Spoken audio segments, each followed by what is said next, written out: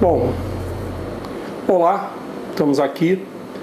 Isso é um vídeo informal, né? A gente está fazendo isso para atender algumas pessoas que mandaram e-mail solicitando o gabarito de alguns exercícios. Queria dizer que o exercício que a gente vai resolver aqui você pega lá no Razão Áurea, material de aula, exercício, teoria geral do processo e jurisdição e competência. É uma bateria de exercício com 11 questões. Vamos resolver alguma dessas questões agora. Outras você vai ter que pesquisar, não tem jeito.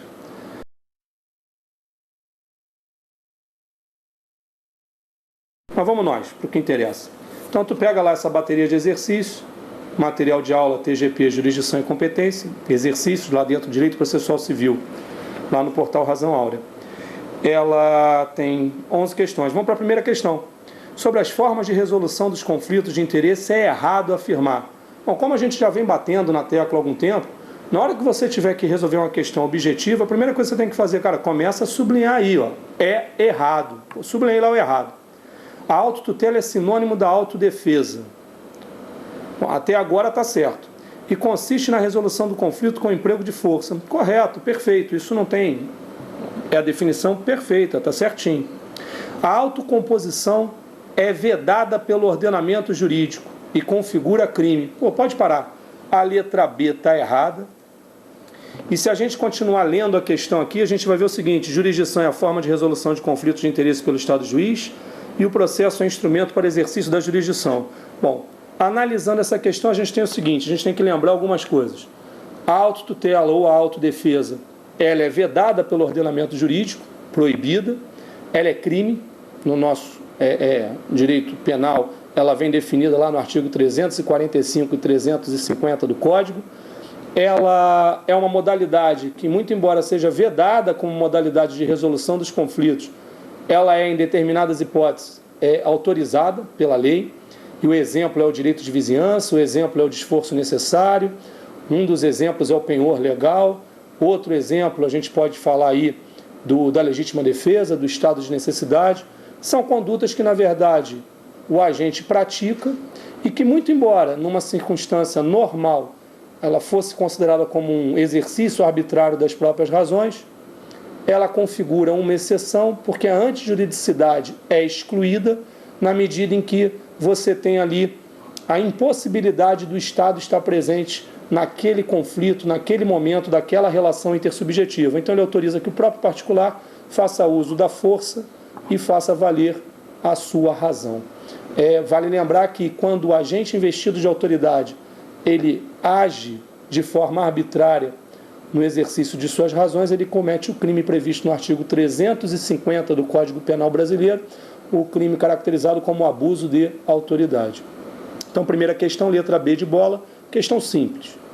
Segunda questão, o que se entende pelo princípio da indeclinabilidade da jurisdição?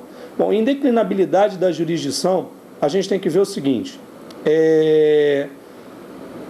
vamos começar aqui a trabalhar com os princípios que estão na própria questão. Ele diz, o juiz não pode delegar a sua jurisdição nem mesmo a outro juiz. Esse princípio de que o juiz não pode delegar a sua jurisdição é o princípio da indelegabilidade da jurisdição. O juiz goza de determinadas características previstas no artigo 95 da Constituição. No artigo 125 do Código de Processo Civil, nós temos lá assegurados alguns deveres do magistrado. Dentre esses deveres, ele não se exime de discutir e de resolver a lide com isonomia, respeitando a dignidade da pessoa e a todo tempo tentando a conciliação das partes. Então, na verdade, a indelegabilidade ela não seria a mesma coisa que a indeclinabilidade.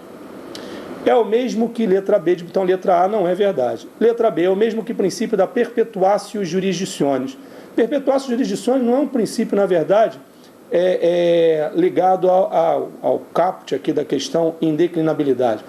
Perpetuatio jurisdicionis vem prevista no artigo 87 do Código de Processo Civil e ela diz que no momento em que eu proponho a minha ação, eu prorrogo a competência e perpetuo a jurisdição nas mãos daquele juízo. Isso quer dizer que, salvo as exceções previstas no artigo 87 em sua parte final, aquele juízo ele não será atingido por qualquer alteração de estado da pessoa. Então, por exemplo, eu ponho uma ação e depois mudo para uma outra cidade, ou o réu muda para uma outra cidade. Na verdade, a rigor, a regra é que essas alterações não afetam a relação jurídica processual já proposta, já distribuída. A gente tem que tomar cuidado porque no caso do cumprimento de sentença, esse foro foi relativizado.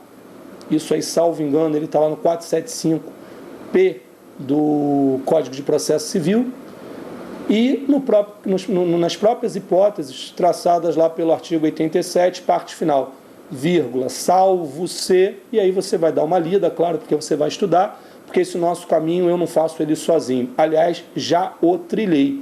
Eu estou tentando auxiliar aí com um pouquinho que eu sei, por estar na frente de vocês alguns passos, estou tentando auxiliar numa coisa que eu estou já fazendo há algum tempo. Então, estou tentando te ajudar. Então, depois de dar uma lida no artigo 87, faça a sua pesquisa. Eu volto a dizer que esses nossos encontros, que eu chamo aqui, esses encontros informais, para quem já faz com a gente os cursos há algum tempo, eu digo que é uma conversa no pé do ouvido, é mais para chamar a atenção, é mais para tentar te dar um direcionamento, mas a maior parte do trabalho é seu. Você tem que estar estudando, você tem que estar afiado, você tem que querer melhorar. Então, aqui perpetuatio jurisdictionem também não é opção.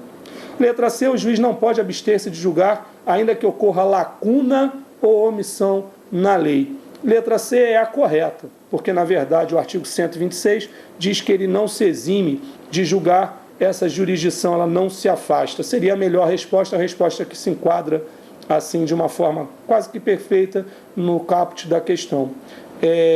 Artigo 126 do CPC é um artigo importante, você deve dar uma lida e lembrar lá da Lei de Introdução ao Código Civil, que repete aí o que está no artigo 126. Letra D, o juiz deve abster-se de julgar sempre que encontrar lacuna ou omissão na lei. Não, pelo contrário, uma vez provocada a jurisdição, e no nosso direito, aqui no nosso ramo do direito processual civil, essa jurisdição ela fica inerte, ela aguarda a provocação. O juiz, uma vez provocada a jurisdição, ele não pode se abster de julgar, ele deve julgar. Então, segunda questão, letra C de casa.